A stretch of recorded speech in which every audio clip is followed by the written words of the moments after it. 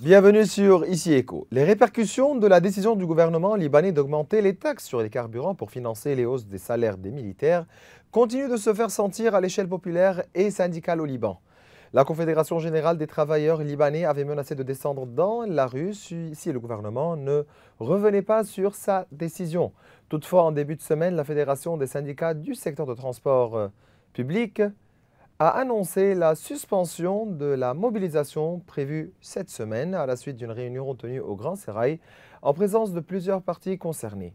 Le gouvernement avait approuvé la semaine dernière des taxes indirectes sur les carburants afin de couvrir les dépenses liées aux aides financières mensuelles destinées aux militaires, variant entre 130 et 150 dollars américains. Les nouvelles taxes s'élèvent à 100 000 livres libanaises, environ 1 dollar, sur l'essence et 174 livres libanaises environ sur le diesel. Lors de la dernière réunion tenue au Grand Sérail, un accord a été trouvé pour soutenir le secteur du transport ou l'exempter de ces taxes. Le ministre des Finances est chargé d'étudier le mécanisme d'application le plus approprié. Il a également été convenu avec le ministre de l'Intérieur de commencer l'application du Code de la route à travers des mesures immédiates prises par les forces de sécurité compétentes afin de protéger ce secteur.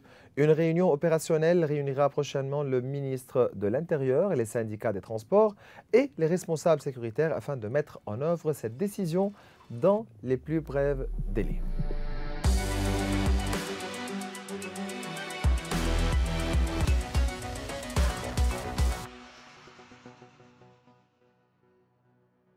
Durant cet épisode, nous discuterons à propos de la chaîne d'approvisionnement alimentaire dans le pays. Qu'en est-il des prix et des stocks? Y a-t-il des conséquences directes de l'augmentation du prix des carburants sur les prix des produits alimentaires? Nous recevons à ce sujet le président du syndicat des importateurs de produits alimentaires, Hani Barsali, ainsi que le président du syndicat des industriels de l'agroalimentaire au Liban, Ramez Bounader. Monsieur Barsali, Monsieur Bounader, c'est toujours un plaisir de vous recevoir. Le plaisir est le nôtre. Merci beaucoup. Donc voilà, nous allons commencer à propos de la dernière rencontre avec le ministre de l'économie, Amr Bsat. Et il y avait un consensus sur le fait de ne pas augmenter les prix et d'absorber la hausse des taxes sur les carburants. Ça, c'est un grand titre. Il faut vraiment... On parle de consensus. Oui, c'est un consensus parce que, écoutez, il y a deux sujets différents dans le même principe. Il y a l'augmentation, si elle est justifiable ou non, et puis il y a la répercussion de cette augmentation. Elle est justifiable. Parlons de l'augmentation. Premièrement, c'est une augmentation qui a été faite pour couvrir les salaires d'une partie du secteur public. On ne va pas discuter... C'est l'armée. On ne va pas discuter si c'est une chose qui est valable ou non, c'est vraiment valable. Ce n'est pas à nous de décider, c'est au gouvernement de le faire. Mais en taxant toute l'économie pour une partie du secteur public, c'est une chose que nous avons des réserves. Maintenant, la deuxième chose sur laquelle on a aussi donné nos réserves, c'est la façon dont ces choses ont été faites. Et c'est, si vous voulez, c'est l'ancienne école qui gouverne. On a besoin d'argent, des recettes. Voilà, la chose la plus facile, c'est les taxes, les nouvelles taxes sur les carburants. Puis, c'est les carburants. Et puis, dans les carburants, il y a deux secteurs. Il y a l'essence, il y a le mazout. Et bon, l'essence, c'est pour le transport. On a toujours besoin du transport, mais pour le mazout, c'est un produit qui est essentiel au fonctionnement de l'économie, que ce soit pour le transport, pour l'arrivée des marchandises, pour l'électricité, pour la production. Donc, et la taxe sur le mazout est évaluée à, je crois, dans les alentours de 12% d'augmentation, qui est une augmentation énorme, à comparer à l'essence, qui est une augmentation de l'ordre de 6 à 7%. Donc, il y a beaucoup de points sur lesquels on a donné toutes nos réserves au ministre. Oui. Monsieur Bounader, en tant qu'industriel de l'agroalimentaire aussi, vous avez présenté des réserves à ce propos. Exactement, tout à fait. Monsieur le ministre a exposé la situation, mais avant de le faire, il a avoué lui-même que les coûts de production étaient très élevés, excessivement élevés, c'est lui qui l'a dit. Et il a évoqué une sorte de pacte ou d'accord social implicite qu'il fallait qu'on se mette d'accord dessus. Pour lui, c'était une inflation de 13%, inexplicable, inexpliquée, alors que les prix avaient monté par ces chiffres à lui de 4%. Nos réserves étaient de sorte qu'il faut disséquer un peu le panier dont vous parlez pour voir d'où viennent ces 13%. Les 13% ne viennent pas du secteur agroalimentaire, ils viennent d'ailleurs. Et donc, il ne faut pas confondre ceci avec cela.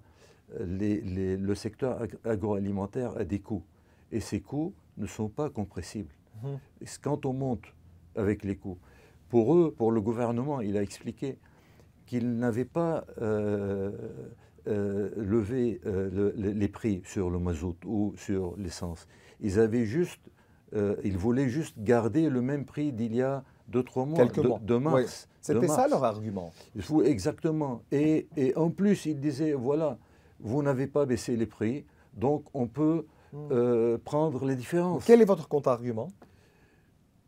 Maintenant, tenez, en tant qu'industriel. En tant qu'industriel, d'abord, il y a si toujours... depuis 3-4 mois, les prix étaient plus bas, donc vous pouvez soutenir cette augmentation. La réponse du marché ne vient pas de suite. La réponse, elle est latente. C'est toujours comme ça. Ce n'est pas du jour au lendemain. Mais la question qui doit se poser aujourd'hui, c'est qu'avec les frappes d'hier d'Israël sur Iran et la montée du baril de pétrole de l'ordre de $8 aujourd'hui, qu'est-ce qu'ils vont faire? Eux, ils ont dit, nous allons préserver les mêmes prix qu'il y a 3 mois. D'accord. Il y a 3 mois, les prix étaient à $100 de plus. C'est pour ça qu'ils ont expliqué la hausse de $100. Et les prix du baril étaient $10 de plus. Maintenant, le baril a repris $8 de plus. Est-ce qu'ils vont... Vous parlez du diesel ici. Du diesel, oui. Non, le baril du crude. Mais en les $100, c'est... Les $10 en crude oil se traduisent en $100 chez eux en diesel. Maintenant qu'il y a une rehausse de $8 en crude, qu'est-ce qu'ils vont faire? Est-ce qu'ils vont annuler 80 de ces $100 qu'ils ont mis? Ils ne peuvent pas réguler les prix ainsi. Ils ont ajusté les prix avec une taxe douanière. La taxe douanière, elle va être fixe. Ça a été toujours le cas. Elle va être fixe avec un coût variable. On ne régule pas un coût variable avec une taxe fixe. C'est ça. Juste pour dire que le ministre de l'économie affirme qu'il existe un engagement clair, tant éthique qu'économique, de la part des représentants de tous les secteurs, à ne pas faire porter aux consommateurs le poids des hausses des prix.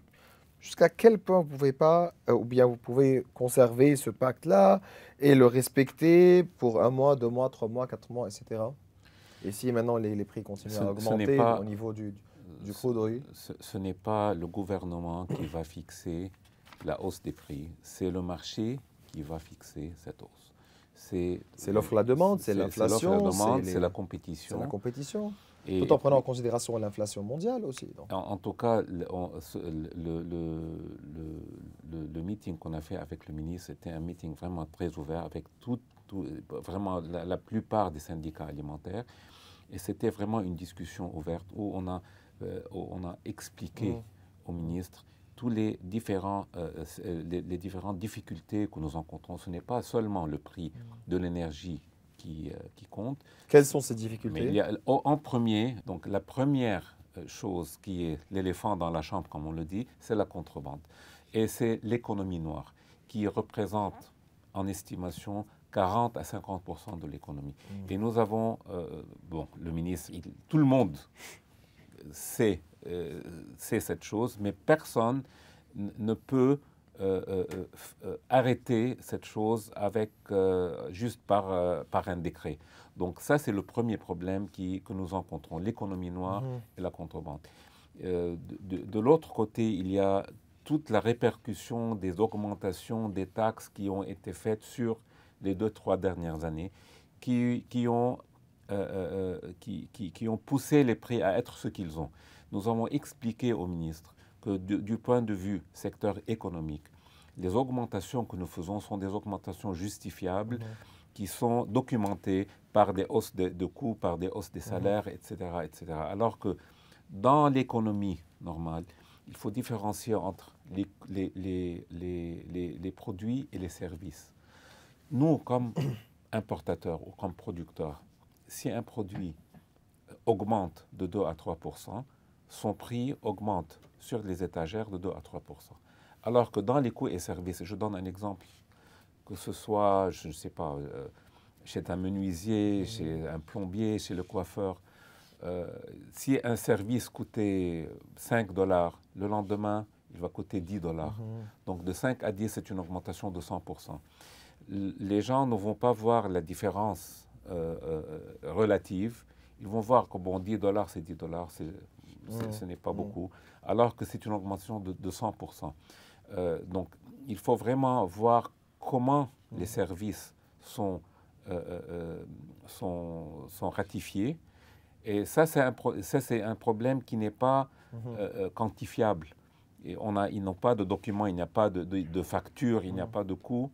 Et c'est une chose qui n'est pas solvable d'aussitôt. Oui.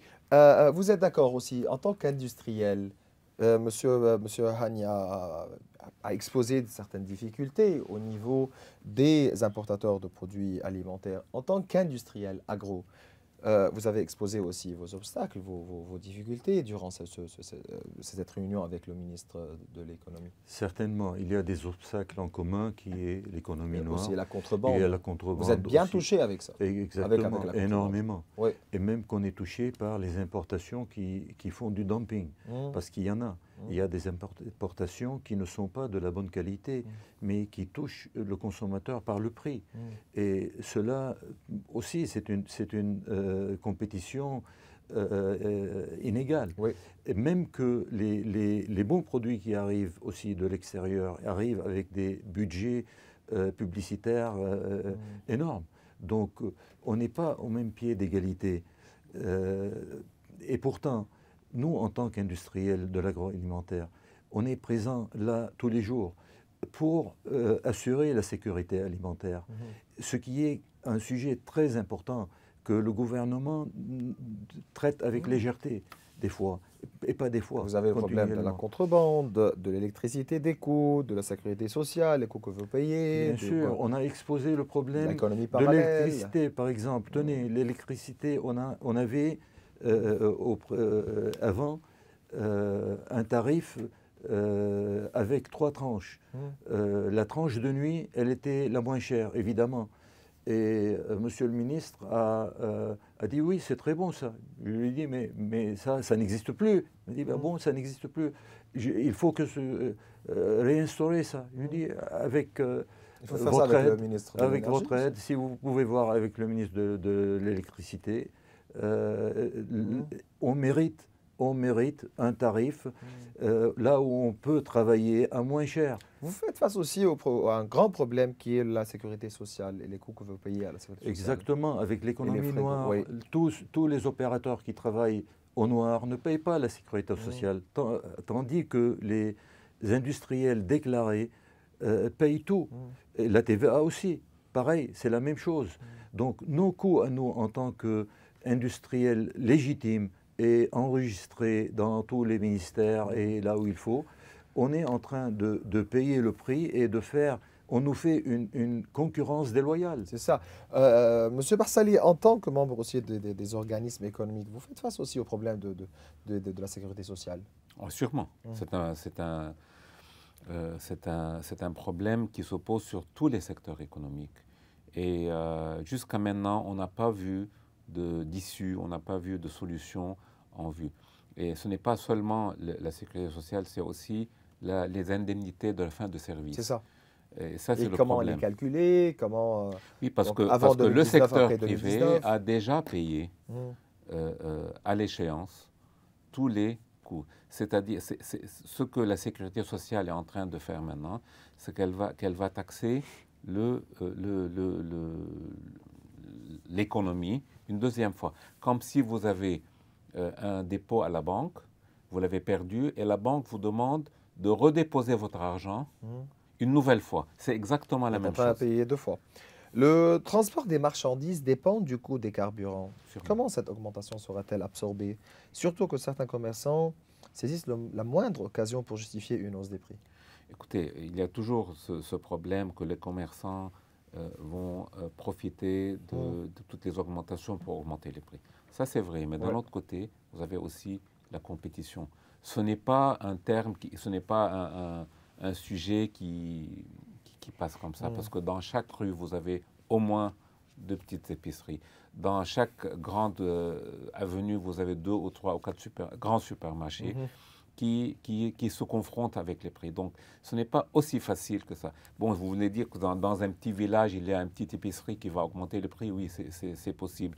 Dans votre quartier, il y a un petit mini-market qui va un peu augmenter les prix. Oui, mais les gens... Mais en général... En général, ce n'est pas aussi facile pas que aussi, ça. hein. Non, c'est pas aussi facile. Mais, en tout cas, l'augmentation du mazout, donc de 15%, est une augmentation assez notable. Je n'ai pas exactement le prix. Oui. Et parce que aussi, ça dépend des industries et ça dépend des économies. C'est ça. Au niveau industriel, comment pouvoir absorber cette augmentation? Ça va être difficile parce que d'abord, en tant qu'industriel, on ne consomme pas le mazout juste pour générer l'électricité, mais en plus grande partie pour tout ce qui est chaudière à vapeur, qui consomme énormément.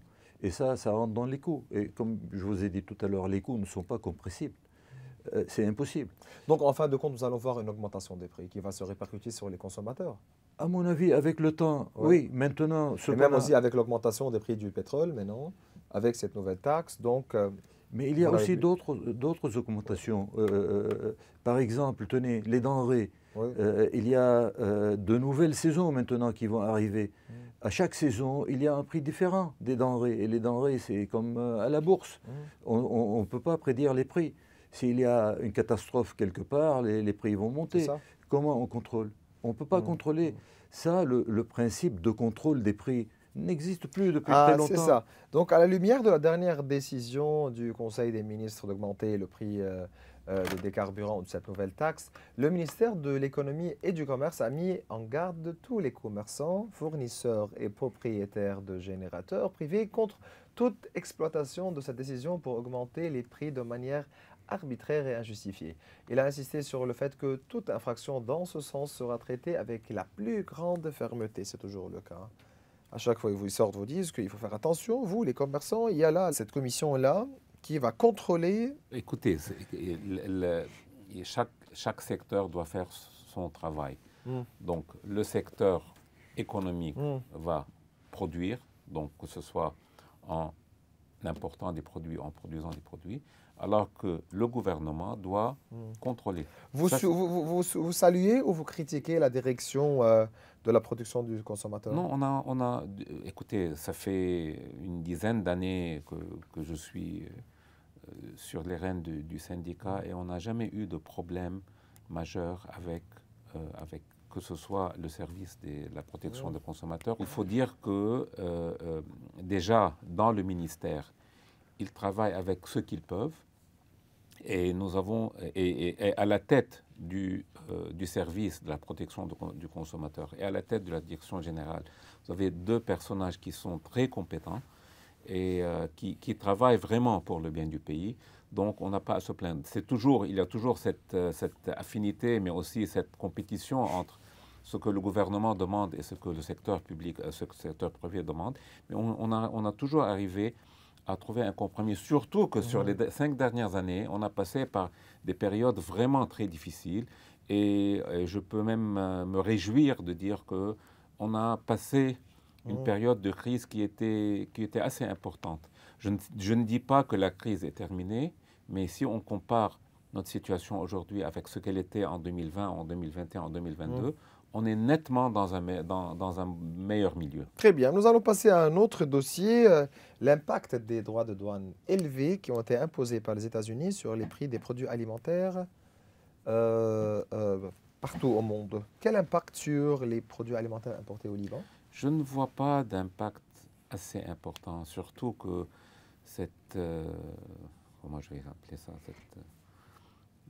ce théâtre, cette mise en scène théâtrale à l'échelle mondiale qui n'a pas fini on est, je ne sais pas, à l'acte 3, scène 2, qui va changer et qui va changer aujourd'hui à travers ce qui s'est passé ce hier. matin, ce qui s'est passé. Donc je ne sais pas, mais depuis le début, on avait vraiment assuré les citoyens libanais qu'il n'y aura pas d'impact direct et immédiat sur les prix des produits alimentaires importés, que ce soit de Chine ou des États-Unis, surtout quand je vais dire d'une façon immédiate. Maintenant, s'il y a une répercussion mondiale qui va faire une augmentation ou bien une baisse, même j'ai présenté d'autres arguments dans lesquels on a dit que pourquoi vous allez dire que cette crise entre la Chine et les États-Unis vont augmenter les prix? Pourquoi ne pas dire que, par exemple, pour l'argumentation seulement, ce n'est pas un... Disons que la Chine a beaucoup de stocks à écouler et qu'elle n'arrive plus à les exporter dans leur pays d'origine, donc aux États-Unis. On peut profiter. On peut peut-être profiter de ça. Donc c'est un sujet qui est discutable. Mais aussi, on craint une augmentation du taux d'inflation mondiale. Certainement. Qui résulte de cette guerre de douane. Et cette inflation-là va se répercuter aussi au niveau libanais. On n'est pas à l'abri. On n'est pas à l'abri. Et si ça arrive, et ça va arriver, nous aussi, on va payer les pots cassés. Nous sommes dans une spirale. Et ce qui est encore plus dur au Liban, c'est qu'on n'est pas uniquement dans une situation inflationnaire, on est dans une situation où il y a une stagflation, une stagnation, en plus une inflation. Les marchés sont stagnants au Liban. Et il ne faut pas oublier qu'on est en pleine crise commerciale. Donc, on n'arrive pas à écouler nos marchandises. Nos coûts continuent à monter. Donc, il y a inflation. Le pouvoir d'achat des consommateurs baisse. Oui, je voulais poser cette question aussi à propos de la justification économique de l'augmentation des prix. Parce que les Libanais sortent toujours dire que non, au Liban, on est en train de voir toujours des prix qui augmentent.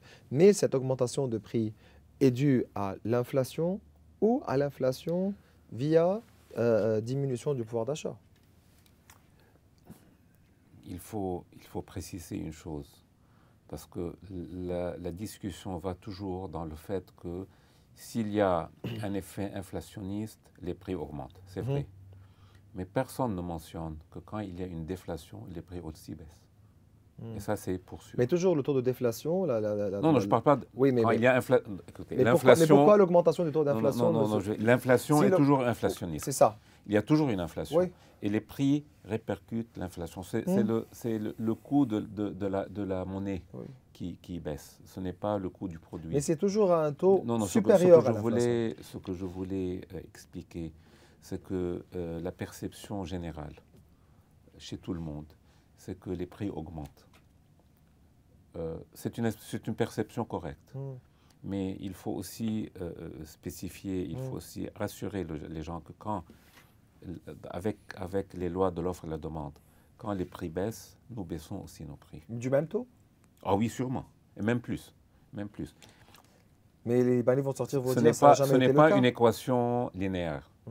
Ce n'est pas aussi simple que si un facteur, c'est une équation assez complexe. C'est une chaîne de facteurs, c'est ça. C'est une chaîne de facteurs. Mais je peux rassurer tout le monde que dans notre secteur, que ce soit dans le secteur des importations ou bien dans le secteur de l'industrie et de la production, les prix varient à la hausse et à la baisse. Et ça, c'est pour sûr. Et même si nous n'aimons pas baisser nos prix, il y a toujours le facteur de la compétition qui est plus fort que tout le monde. Parce que, en tout cas, il faut savoir qu'avec l'économie actuelle, où il n'y a pas de financement, où chaque dollar compte, où nous finançons nos importations ou nos exportations, où nous payons à l'avance, mais je dis vraiment à l'avance, et parfois 2 ou 3 mois à l'avance, parce que le Liban n'est pas un secteur économique favorable, donc nous sommes obligés de payer à l'avance, et parfois 2 à 3 mois à l'avance, le coût de nos importations. Donc on n'a pas le luxe de laisser nos stocks jusqu'à ce que le prix soit favorable. Donc, même si un client, même si un exportateur, un importateur, un commerçant aimerait bien augmenter ses prix pour faire plus de profit, on n'a pas la possibilité. Une question commune aussi à propos de l'offre des stocks et des chaînes d'approvisionnement. L'approvisionnement vers les villages frontaliers du Sud. Et quelle est l'importance pour les importateurs libanais de diversifier les sources d'approvisionnement en produits alimentaires? Donc, vous dites, toi, à propos des chaînes d'approvisionnement, à propos de l'approvisionnement vers les villages frontaliers et de la diversification des sources d'approvisionnement. Écoutez, il y a toujours cette question a plusieurs réponses. Il y avait la réponse avant le 8 octobre 2023, 24. Et après, après cette date, il y a aussi la réponse avant le 13 juin 2025 et avant et après. Donc, ce qui s'est passé hier pourrait changer un peu la donne. Mais je peux dire que même dans les moments les plus difficiles, donc je parle de septembre à décembre de l'année passée, il n'y a pas eu de problème majeur dans l'approvisionnement. Bon, vous parlez des villages frontaliers. À la base, dans cette période, il n'y avait personne là-bas. Et c'était vraiment un challenge très difficile de faire passer les marchandises là-bas. Mais c'est une période qui a passé. Je ne crois pas qu'actuellement, nous sommes dans cette situation. Donc, du point de vue ravitaillement, et je parle sécurité, je ne parle pas coût du mazout, etc. Il n'y a pas de problème. Il n'y aura pas de problème actuellement. Ce qui va se passer demain, dans une heure, je ne sais pas. Vous dites quoi à propos de la diversification des sources d'approvisionnement? C'est toujours bon d'avoir une diversification. Et la concurrence se base sur la diversification, sur les prix, et c'est la concurrence qui règle les marchés. Et la question des prix sur les marchés, et c'est bon. Mais il faut toujours faire attention à la qualité. Normes, qualité, standard. Voilà. Il faut toujours faire attention à la qualité. Et là, il y a la responsabilité du secteur public et du secteur privé. En tant que secteur privé, nous appelons toujours à faire de la qualité. Nous appelons toujours à faire du label libanais un label de qualité. Et c'est notre secret de réussite à l'exportation. Le secteur industriel, agroalimentaire, est un secteur prometteur et un secteur qui a réussi, surtout à l'exportation. Parce que la diaspora libanaise, elle est partout, parce que la cuisine libanaise, elle est maintenant de tendance. Mais on a travaillé avec le ministère de l'économie il y a plus de 15 ans à ce que n'importe quel produit qui est exporté du Liban et qui n'est pas accepté dans les pays de destination n'est pas retournable au Liban. Et c'est interdit de le faire revenir au Liban parce qu'on veut que tous les industriels soient conscients que c'est une chose assez délicate. On ne peut pas compromettre le Liban et les produits libanais. À propos de la diversification des sources d'approvisionnement et comment assurer, garantir ces normes, ces qualités, les standards de qualité, etc. C'est un sujet, ce n'est pas un sujet récent. La diversification est un phénomène économique très normal. Maintenant, j'ai mes réserves à propos de la diversification absolue, parce que moi, de mon propre opinion, je crois que chaque produit a ses propres origines. Donc, si vous allez acheter, je dis n'importe quoi, du thon, il faut aller à l'Extrême-Orient, vous n'allez pas au Koweït pour l'acheter. Le Koweït achète son thon, donc il ne faut pas vraiment chercher midi à 14 heures. Chaque région dans le monde est spécialisée dans ses produits. Donc, ce n'est pas Par exemple, je donne l'exemple de la guerre entre la Russie et l'Ukraine, où on a vu vraiment un problème à propos, par De exemple, de l'huile. Mmh.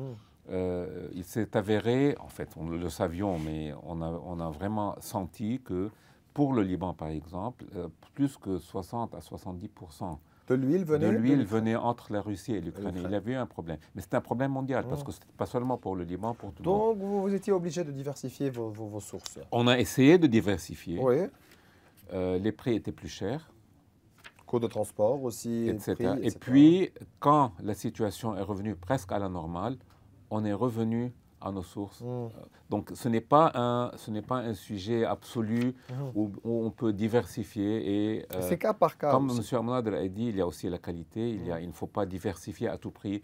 Ce n'est pas seulement le prix plus bas qui va justifier l'importation. Il me reste 30 secondes. Vous pouvez assurer et garantir la sécurité alimentaire aux Libanais pour les prochains mois? 30 secondes, c'était pour la sécurité alimentaire. Il y a toujours la trilogie de la sécurité alimentaire. Donc, il y a la disponibilité, l'accessibilité et la qualité de la production. Donc, pour ce qui est de disponibilité, je ne crois pas qu'il y a de problème. Vous êtes d'accord? Je suis absolument d'accord, tout à fait Prendre d'accord. chaque pilier seul. Les trois piliers, tout à fait d'accord avec lui.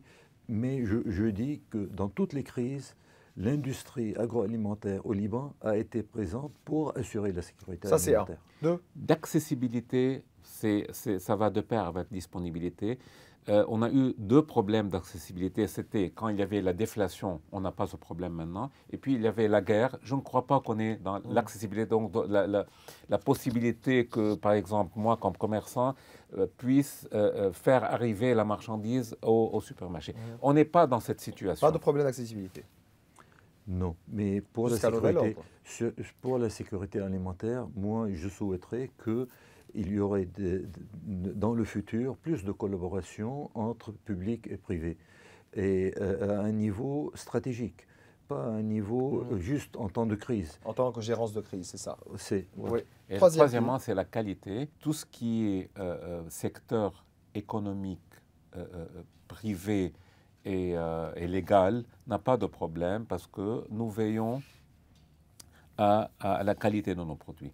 Alors que pour le secteur en noir, ça c'est le travail du gouvernement à vraiment voir quelle est la qualité du produit qui est sur les étagères. Vous êtes d'accord?